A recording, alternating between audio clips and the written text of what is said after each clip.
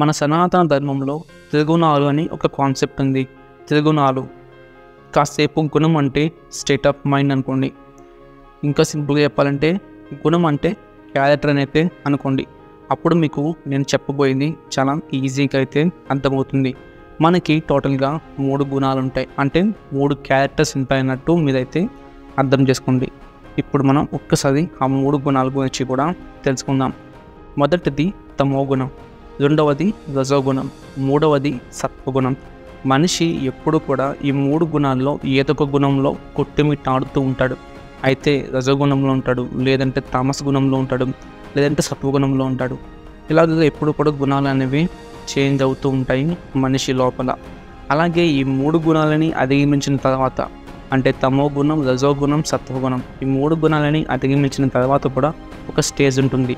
దాన్నే త్రిగుణ అతీతమైన స్థితికనైతే చెప్తూ ఉంటారు. అలాంటి స్థితిలోకి వెళ్తే మనమైతే భగవంతుని కూడా నేరుగా దర్శించవచ్చు. మనకి అంతటి శక్తి సామర్థ్యాలు అనేవి వస్తాయి ఆ స్థితిలోకి వెళ్ళినప్పుడు. ఆ స్థితిలోకి ఎలా వెళ్ళాలి అనేది కూడా ఈ వీడియోలో ఎండింగ్లో అయితే మనం మాట్లాడుకుందాం. ఇప్పుడు ఒక్కొక్క గుణం గురించి క్లియర్గా అయితే మాట్లాడుకుందాం. దానికన్నా ముందు మీరు ఈ విషయం అనేది తెలుసుకోవాలి. ఈ త్రిగుణాలు అనేవి కేవలం మనుషులకే కాదు, రాక్షసులకి ఉంటాయి, అలాగే దేవతలకి కూడా ఈ త్రిగుణాలు అనేవి ఉంటాయి. వాళ్ళు కూడా దీనికి అతీతంగా అయితే ఉండలేదు. ఒక్క పరమశివుడు మాత్రం త్రిగుణాలకి అతీతంగా అయితే ఆయన ఉంటాడు. మనం కూడా ఈ త్రిగుణ అతీతమైన స్థితులకు వెళ్ళినప్పుడు ఆయన్ని నేరుగా అయితే దర్శించవచ్చు. రాక్షసుల్లో తమో గుణం అనేది చాలా ఎక్కువగా ఉంటుంది, అందుకనే వాళ్ళు రాక్షస ప్రవృత్తిని అయితే కలిగి ఉంటారు. అదేవిధంగా దేవతల్లో సత్వగుణం అనేది ఎక్కువగా ఉంటుంది, అందుకని వాళ్ళు అంత కోమలంగా సౌమ్యంగా అయితే ఉంటారు. ఇప్పుడు మనం మనుషుల గురించి కూడా అయితే మాట్లాడుకుందాం. మనుషుల్లో ఈ త్రిగుణాలు అంటే తమో గుణం, రజోగుణం, సత్వగుణం, ఈ 3 గుణాలు కూడా సమపాలన అయితే ఉంటాయి. మనిషి తను ఏ గుణంలో ఎక్కువగా ఉండాలనుకుంటున్నాడో అలాంటి క్యారెక్టర్ని అయితే తనలో తను బిల్డ్ చేసుకోవచ్చు. తామస్ గుణంలో అయినా ఉండొచ్చు, రజోగుణంలో అయినా ఉండొచ్చు, సత్వగుణంలో కూడా మనిషి ఉండవచ్చు తను అనుకున్నప్పుడు. ఇప్పుడు ఒక్కొక్క గుణం గురించి క్లియర్గా అయితే తెలుసుకుందాం. ఫస్ట్ ఆఫ్ ఆల్ తమో గుణం. ఈ తమో గుణంలో ఉన్న వాళ్ళ క్యారెక్టర్ ఎలా ఉంటుంది అంటే ఎప్పుడు కూడా ఎక్కువగా లేజీగా అయితే ఉంటారు, ఎప్పుడు పడుకునే ఉంటారు, సోమరిపోతులు అంటారు కదా. సో ఆ పదం అనేది వీళ్ళకి సరిగ్గా అయితే సెట్ అవుతుంది. వీళ్ళు ఎక్కువగా డిప్రెషన్లో ఉండడానికి కూడా ఇష్టపడతారు. చాలామంది డిప్రెషన్లో ఉండే వాళ్ళు కూడా ఈ క్యారెక్టర్ కిందకైతే వస్తుంది అనమాట. అండ్ వీళ్ళు తీసుకునే ఫుడ్ హ్యాబిట్స్ అన్నీ కూడా కొంచెం అన్హెల్దీగా ఉంటాయి. ఎక్కువగా నిలవైపోయిన ఫుడ్స్ అనేవి తినడానికి వీళ్ళు ఇష్టపడుతూ ఉంటారు. నెక్స్ట్ వీళ్ళు చాలా ఎక్కువగా మత్తు పద్ధతులు అయితే తీసుకుంటూ ఉంటారు. మద్యపానం చేస్తారు, ధూమపానం చేస్తారు, డ్రగ్స్ కూడా చాలామంది అలవాటు అవుతారు. అండ్ వీళ్ళకి దైవభక్తి ఉంటుందా అంటే దేవుడికి వీళ్ళకి ఏ సంబంధం లేనట్టే ఈ తమో గుణంలో ఉన్న వాళ్ళైతే ప్రవర్తిస్తూ ఉంటారు. సో ఈ క్యారెక్టర్ అనేది చాలా డిఫరెంట్గా ఉంటుంది. వీళ్ళకంటూ పర్టికులర్గా గోల్స్ కానీ ఎయిమ్స్ కానీ లైఫ్లో ఏదో సాధించాలని ఏమీ ఉండదు. జస్ట్ బతుకుతున్నామా అంటే బతుకుతున్నాం అంతే. అండ్ సెకండ్ క్యారెక్టర్ చూసుకున్నట్లయితే రజోగుణం. ఈ రజోగుణంలో ఉన్న వాళ్ళు తమో గుణంలో ఉన్న వాళ్ళకి కంప్లీట్గా ఆపోజిట్లో అయితే ఉంటారు. ఈ రజోగుణంలో ఉన్న వాళ్ళు చాలా యాక్టివ్గా చురుగ్గా అయితే ఉంటారనమాట. వీళ్ళకంటూ పర్టికులర్గా కొన్ని గోల్స్ అనేవి ఉంటాయి. నేను ఇది సాధించాలి, ఇది నా లక్ష్యం, ఇలాగా వీళ్ళైతే అనుకుంటూ ఉంటారు. వీళ్ళు ఎక్కువగా ట్రావెలింగ్ అనేది చేస్తూ ఉంటారు. నేచర్ని కూడా వీళ్ళైతే ఎక్కువగా ఎంజాయ్ చేస్తారు, అట్ ది సేమ్ టైం పాడు చేస్తారు కూడా. వీళ్ళు ఎక్కువగా మద్యపానాన్ని అయితే ఇస్తూ ఉంటారు. ఇంకా వీళ్ళు తీసుకునే ఫుడ్ ఐటమ్స్ వచ్చేసరికి చాలా రిచ్ ఫుడ్స్ అనేవి ఉంటాయన్నమాట. ఉదాహరణకి నెయ్యి కావచ్చు, మసాలా ఫుడ్స్ కావచ్చు, మాంసాహారం, ఇలాంటివన్నీ కూడా ఎక్కువగా వీళ్ళైతే కన్జ్యూమ్ చేస్తూ ఉంటారు. అండ్ వీళ్ళకి దైవభక్తి ఉంటుందా అంటే కొద్దిగా గొప్ప దైవభక్తి అయితే వీళ్ళకి ఉంటుంది. మొత్తానికి వదిలేకుండా కొద్దిగా దైవభక్తి అయితే ఉంటుంది ఇప్పుడు తమో గుణంతో పోల్చుకున్నప్పుడు. వీళ్ళ క్యారెక్టర్ అనేది ఈ విధంగా ఉంటుంది. ఇంకా 3వ క్యారెక్టర్ వచ్చేసి సత్వగుణం. త్రిగుణాలలో కాస్త మంచి గుణం ఏదన్నా ఉంది అంటే సత్వగుణం. ఈ సత్వగుణంలోకి వచ్చిన మనిషి త్రిగుణ అతీతమైన స్థితికి వెళ్ళడానికి ఒక అర్హత పొందిన వాడైతే అవుతాడు. సో ఫస్ట్ అయితే మీరు ముందున్న తమో గుణం, రజోగుణం, ఈ 2 గుణాలని విడిచిపెట్టి సత్వగుణంలోకి రావడానికి ప్రయత్నించండి. ఆ తర్వాత సత్వగుణం నుంచి త్రిగుణ అతీతమైన స్థితికి కూడా మీరు వెళ్ళొచ్చు సాధన చేయడం వల్ల. ఇప్పుడు మనం సత్వగుణం గురించి కూడా పూర్తిగా అయితే తెలుసుకుందాం. ఈ సత్వగుణంలో ఉన్న వాళ్ళు చాలా కామ్గా ఉంటారు, వాళ్ళ పని వాళ్ళు చేసుకుంటూ ఉంటారు. నేచర్ని వీళ్ళు ఎక్కువగా ప్రేమిస్తూ ఉంటారు, నేచర్ని పాడు చేయకుండా నేచర్ని ఎంజాయ్ చేస్తారు. వీళ్ళకి దైవభక్తి అనేది 100% అయితే ఉంటుంది.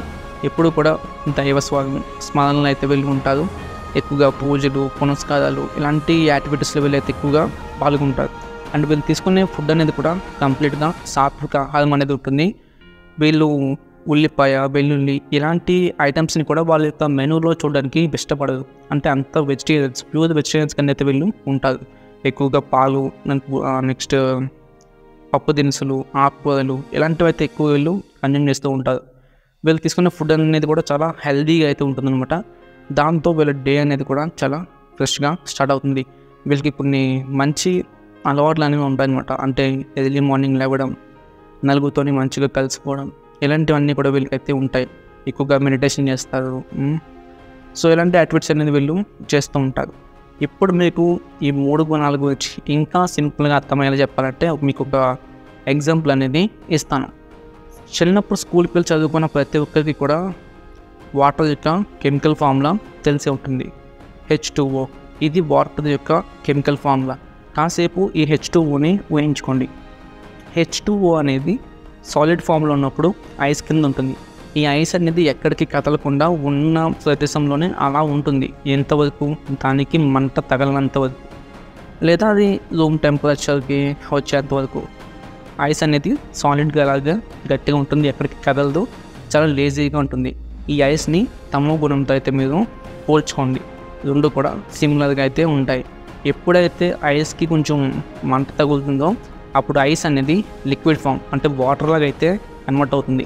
అదేవిధంగా తమో గుణంలో ఉన్న వ్యక్తి కూడా నాకు ఈ క్యారెక్టర్ నచ్చట్లేదు, నేనేంటి ఎలా ఉన్నానని తనకు తాను రియలైజ్ అయినా, లేదంటే ఎవరి వల్లైనా తను ఇన్ఫ్లుయెన్స్ అయినా సరే దీన్ని మార్చాలి, ఎలాగైనా దీన్ని చేంజ్ చేయాలన్నట్టు సో తను కూడా చేంజ్ అవునైతే తనలో యాక్సెప్ట్ చేస్తాడు.